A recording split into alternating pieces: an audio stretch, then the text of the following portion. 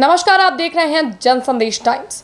मुल्क की राजनीति में जाति, वर्ग, धर्म, संप्रदाय की बात ना हो तो राजनीति बेईमानी सी लगने लगती है। ऐसा लगता है मानो राजनीति की अपनी विशेष नीतियां प्रभावित हो रही हैं, क्योंकि राजनीति में नीति केवल राज करने के लिए ही होती है।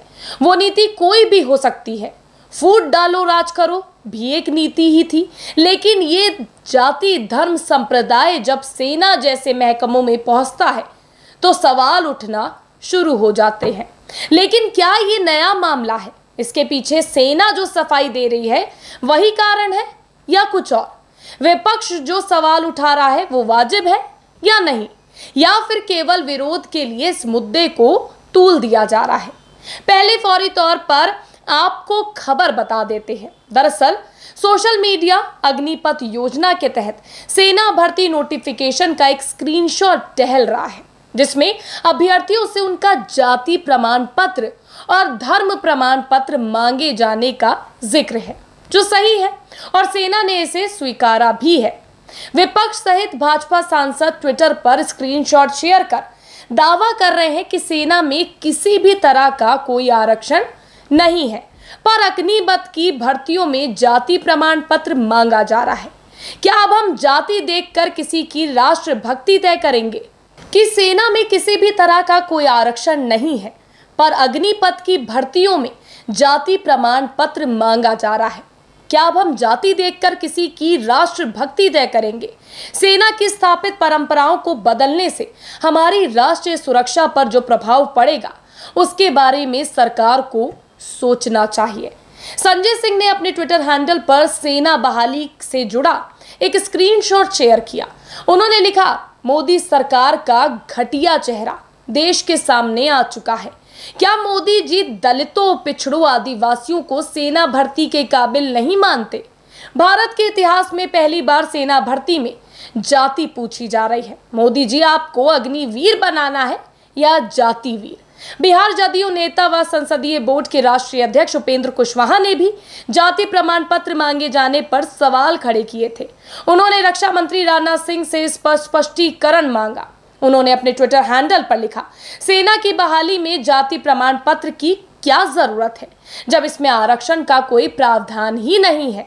संबंधित विभाग के अधिकारियों को स्पष्टीकरण देना चाहिए। क्या मामला है? देखिए, हाँ, हमने भी देखा जो नोटिफिकेशन अग्निवीर की बहाली के लिए जारी किया गया है, तो मुझको देखकर बड़ा आश्चर्य हुआ कि अब सेना की बहाली में कहीं से कोई रिजर्वेशन जैसी चीज है ही नहीं, तो उसमें फिर जात पूछने का क्या मतलब? जात और धर्म दोनों का सर्टिफिकेट मांगा जा रहा है कि आप किस जात के हैं, किस धर्म के हैं, इसका भी प्रमाण आपको देना पड़ेगा। अब उसको भी पता नहीं अभी तक कि आखिर ऐसा क्यों है। इसलिए हमने रक्षा मंत्री जी से आग्रह किया है कि इस पर एक स्पष्टीकरण आना चाहिए कि आखिर इसका उपयोग क्या है, क्योंकि जब इसका सदुपयोग है ही नहीं, मतलब कोई सुविधा होती जात के कारण, तब मांगा जाता, ठीक बात थी, सदुपयोग होता। सदुपयोग नहीं है तो संभव है कि इसका दुरुपयोग हो जाए बाद में। अच्छा, वो जो 75% को हटाने की बात है उसमें आशंकाएं व्यक्त की जा रही है। लोग आशंका व्यक्त कर रहे हैं। हम अपनी ओर से अभी कोई आरोप नहीं लगा रहे हैं। अभी तो हम समझ ही नहीं पा रहे हैं कि किस कारण से जात लोग पूछ रहे हैं।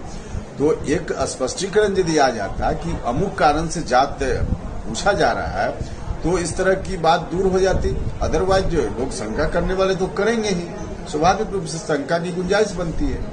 बताओ, जदयू नेता आपको आशंका है या नहीं है?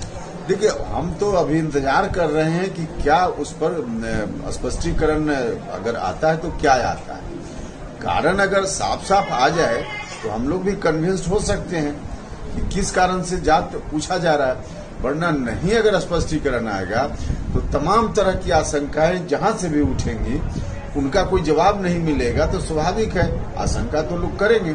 और हमने यह भी कहा कि जब सदुपयोग नहीं है उसका, तो दुरुपयोग भी हो सकता है।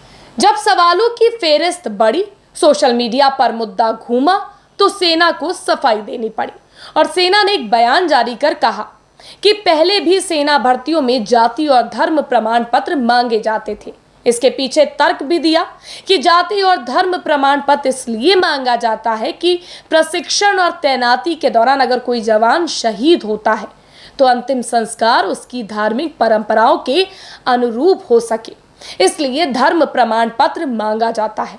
हालांकि जाति प्रमाण पत्र पर सैन्य अधिकारी ने कोई स्पष्टीकरण नहीं दिया।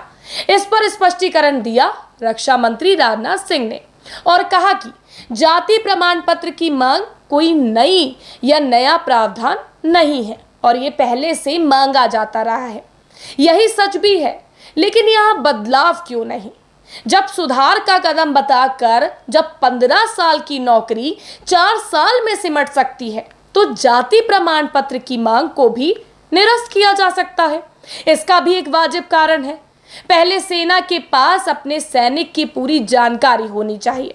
दूसरा, सेना में कई रेजिमेंट्स होती हैं जो लोकलाइजेशन, भाषाई समानता, सांस्कृतिक समानता के आधार पर गठित होती है, इसलिए भी जाति की जानकारी आवश्यक हो जाती है। ये खबर आपके लिए लिखी थी हमारे सहयोगी अभिषेक ने। मैं आपके साथ कीर्ति और आप देख रहे थे जनसंदेश टाइम्स। शुक्रिया।